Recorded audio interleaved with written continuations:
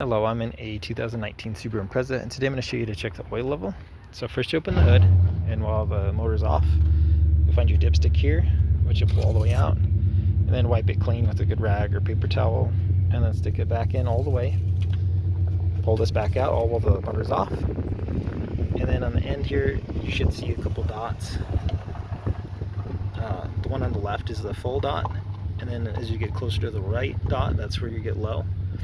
And then definitely if you've barely got anything on this stick, you'll definitely want to get some oil added. That's it if you need to add. Stick this all the way back in. And then over here, this is your where you add your oil. So make sure you're using the proper type of oil, as well as ideally the same synthetic conventional brand you've been using. Best not to mix and match. But you just unscrew this, and then either with a funnel or straight from your quart container, just fill as needed. Try not to fill too much, but fill it up, screw this tight, and then at this point I'd start the motor, run it for 10-20 seconds to circulate the new oil, turn the motor off, and then at this point check this dipstick again like we did in the beginning, where you pull it out, wipe it clean, stick it back in, then pull it out to see if we're full or not yet.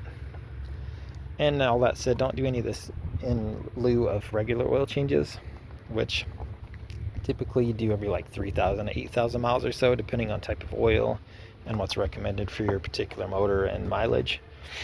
Higher mileage, you usually want to do it more often, and especially like the 8,000 mark. But to do this, typically put the car up on a slight lift so you can get to the oil pan, pull the oil plug, drain all the old oil out, replace any filters, screw the oil plug back in nice and tight, and then you come up here and all the oil recommended for your particular motor you add here, and then start the motor for 10-20 seconds again to circulate the new oil, turn it off, and then I would double check too to make sure, like we did in the beginning, that we've got the right amount of oil now. But I hope this was helpful. Hope you have a wonderful day.